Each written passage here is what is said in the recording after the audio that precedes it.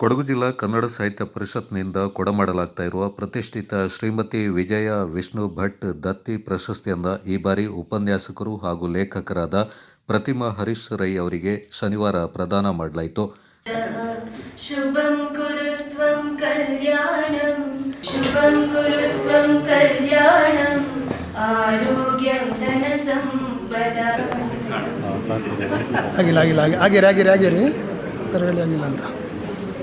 ನಗರದ field marshal KM Cariappa college ಸಭಾಂಗಣದಲ್ಲಿ ಏರ್ಪಡಿಸಿದ್ದ ಪ್ರಶಸ್ತಿ ಪ್ರದಾನ ಮತ್ತು ಜಲಜಾ ಶೇಖರ್ ಹಾಗೂ ಜೆಸಿ ಶೇಖರ್ ದತ್ತಿ ಉಪನ್ಯಾಸ ಕಾರ್ಯಕ್ರಮದಲ್ಲಿ ಕಾಲೇಜಿನ ಆಂಗ್ಲ ಮಾಧ್ಯಮ ವಿಭಾಗದ ಮುಖ್ಯಸ್ಥರಾದ ಪ್ರೊಫೆಸರ್ ನಯನ ಕಶ್ಯಪ್ ಅವರು ಅಂತರಗಂಗೆ ಅಂಕಣ ಬರಹಗಳ ಪುಸ್ತಕವನ್ನು ರಚನೆ ಮಾಡಿರುವ ಪ್ರತಿಮಾ ಹರೀಶ್ ರೈ ಅವರಿಗೆ ಜಿಲ್ಲಾ ಕನ್ನಡ ಸಾಹಿತ್ಯ ಪರಿಷತ್ ಅಧ್ಯಕ್ಷ ಎಂಪಿ ಕೇಶವ ಕಾಮತ್ ಹಾಗೂ ಗಣ್ಯರ ಸಮ್ಮುಖದಲ್ಲಿ ಪ್ರಶಸ್ತಿ ಪ್ರದಾನ ಮಾಡಿ ಗೌರವಿಸಿದರು.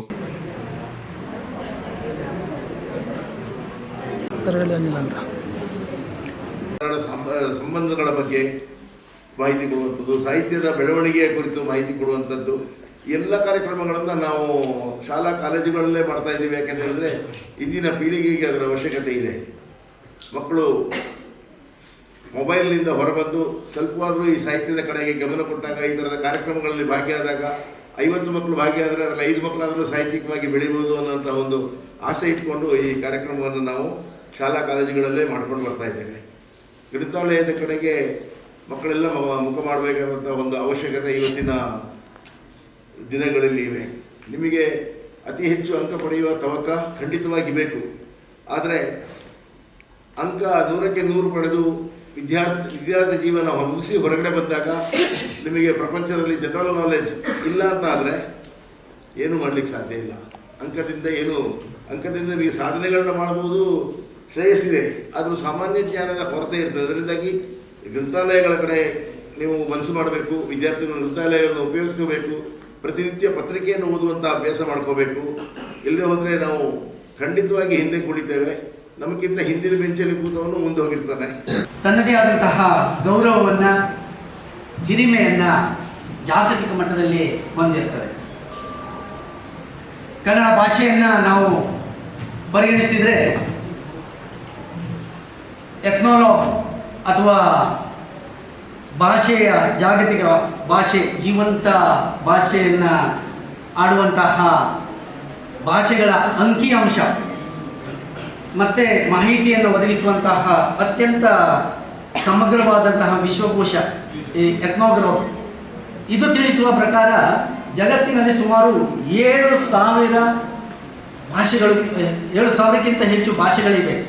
ಚಪ್ಪಾಳೆಗಳ ಮೂಲಕ ಒಂದು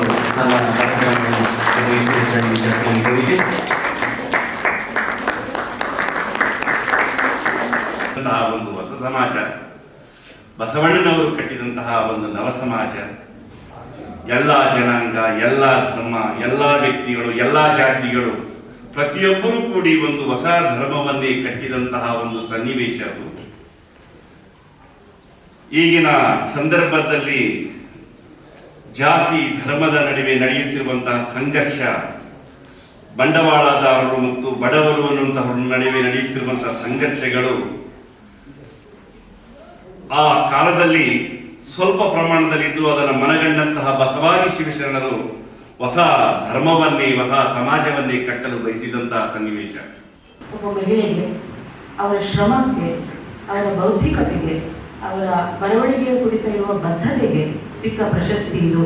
ಹಾಗಾಗಿ ಪ್ರತಿಮಾರವರ ಪ್ರಶಸ್ತಿ ನಮಗೆಲ್ಲರಿಗೂ, ಎಲ್ಲ ಲೇಖಕಿಯರಿಗೂ ಸಿಕ್ಕಿದ ಪ್ರಶಸ್ತಿ ಅಂತ ನಾನು ಗ್ರಹಿಸ್ತೇನೆ. ಕನ್ನಡದ ಹೆಣ್ಣು ಮಕ್ಕಳಿಗೆ ಸಿಕ್ಕಿದ ಪ್ರಶಸ್ತಿ. ಯಾಕಂದ್ರೆ ಇದು ಸಾಮಾನ್ಯವಾಗಿ ನಾವು ತಿಳ್ಕೊಳ್ತೀವಿ, ಬರೆಯೋದು ಅಂದ್ರೆ ಬಹಳ ಸ್ವಲ್ಪ, ಇಲ್ಲ ಮಾತಿನ ಥರನೇ ಬಹಳ ಕಷ್ಟ. ನಮ್ಗೆ ಯಾವಾಗಲೂ ಅನ್ಸುತ್ತೆ, ನೀವು ಹತ್ರ ಬಂದು ನೋಡಿದ್ರೆ ಸ್ವಲ್ಪ ಸಣ್ಣ ನಡೀತಾ ಇದೆ. ಬಹಳಷ್ಟು ಜನ ಇದ್ದಾರೆ, ಆದ್ರೆ ಎಲ್ಲರಿಗೂ ಕೂಡ ಅವಕಾಶಗಳ ಕೊರತೆ ಇದೆ. ಅವರನ್ನ ಗುರುತಿಸುವಂತಹ ಒಂದು ಸಂದರ್ಭಗಳು ಕಡಿಮೆ. ಯಾಕೆಂದ್ರೆ ಈಗಿನ IT BT ಯುಗದಲ್ಲಿ ಸಾಹಿತ್ಯ, ಸಾಂಸ್ಕೃತಿಕ ಒಂದು ಕ್ಷೇತ್ರ ಏನಿದೆ ಅದು ತನ್ನ ಹೊಳಪನ್ನ ಕಳ್ಕೊಳ್ತಾ ಇದೆ.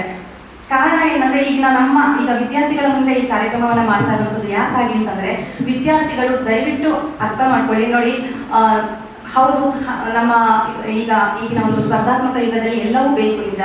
ಆದರೆ ಮಾನಸಿಕ ಸಂತೋಷವನ್ನ ಶಾಶ್ವತವಾಗಿ ನಮಗೆ ಕೊಡುವಂಥದ್ದು ಇಂತಹ ಒಂದು ಸಾಂಸ್ಕೃತಿಕ ಕ್ಷೇತ್ರ, ಅದರಲ್ಲೂ ಕೂಡ ಆರೋಗ್ಯಕರವಾದಂತಹ ಒಂದು ಕ್ಷೇತ್ರ ಇದು. ಏಕೆಂದರೆ ಅವರ ಭಾಷಣದಲ್ಲಿ ಮುಖ್ಯವಾಗಿ ದತ್ತಿ ಉಪನ್ಯಾಸ ನೀಡಿದ ಉಪನ್ಯಾಸಕರು ನಿಜವಾಗಿ ಮತ್ತಷ್ಟು ಕೇಳಬೇಕು ಅನ್ನೋ ಆಸೆ ಆಯಿತು.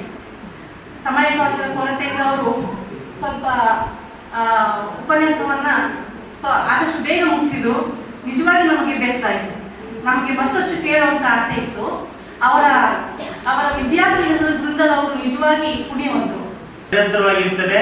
ಯಾರಿಂದಾದ್ರೂ ಆ ಕೆಲಸ ಕಾರ್ಯಗಳು ಮುಂದಕ್ಕೆ ನಡ್ಕೊಂಡು ಹೋಗುವಾಗೆ ಎಲ್ಲರ ಆಶೀರ್ವಾದ ನಿಮ್ಗೆ ಇರ್ತದೆ ಅಂತ ಹೇಳೋ ಮಾತನ್ನ ಹೇಳ್ತಾ ಇದ್ದಾರೆ.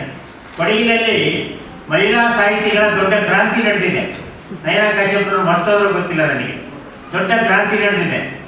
ಗೌರಮ್ಮನವರ ದತ್ತಿಯನ್ನು ಕೊಡಗಿನಲ್ಲಿ ನಾನು ಸ್ಥಾಪನೆ ಮಾಡಿದಾಗ ಆ ಪ್ರಶಸ್ತಿ ಸ್ವೀಕಾರ ಮಾಡಿದ ಮೊದಲ ಕಥೆಗಾರ್ತಿ ನಯನಾ ಕಾಶ್ಯಪರವರು. ಮೊದಲ ಪ್ರಶಸ್ತಿ ಅಂದರೆ ಮಹಿಳೆಯರಿಗೆ ಮೊದಲ ಪ್ರಾತಿನಿಧ್ಯ ಕೊಟ್ಟಿದ್ದೇವೆ.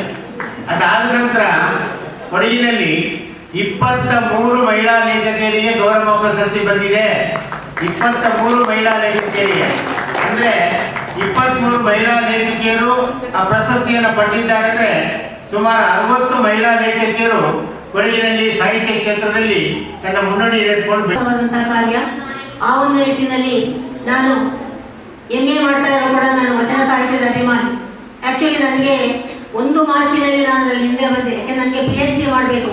ಅಕ್ಮಾದೇವಿ ಮತ್ತೆ ಮೀರಾಬಾಯಿ ಅದರ ಬಗ್ಗೆ ಮಾಡಬೇಕು. ಕಾಲೇಜಿನ ಪ್ರಾಂಶುಪಾಲರಾದ professor major doctor Raghava, Kannada ಸಾಹಿತ್ಯ ಪರಿಷತ್ನ ಜಿಲ್ಲಾ ಮಾಜಿ ಅಧ್ಯಕ್ಷರಾದ TP ರಮೇಶ್, ದತ್ತಿ ದಾನಿಗಳಾದ ಜಲಜಾ ಶೇಖರ್ ಹಾಗೂ JC ಶೇಖರ್, ಮೈಸೂರಿನ ಹಿರಿಯ ಸಿವಿಲ್ ನ್ಯಾಯಾಧೀಶರಾದ ಪ್ರತಿಭಾ DS, ಕೊಡಗು ಜಿಲ್ಲಾ ಮಹಿಳಾ ಬರಹಗಾರರ ಸಂಘದ ಅಧ್ಯಕ್ಷರಾದ ಪುದಿಯ ನೆರವನ ರೇವತಿ ರಮೇಶ್ ಮತ್ತಿತರರು ಈ ಸಂದರ್ಭ ಹಾಜರಿದ್ದರು.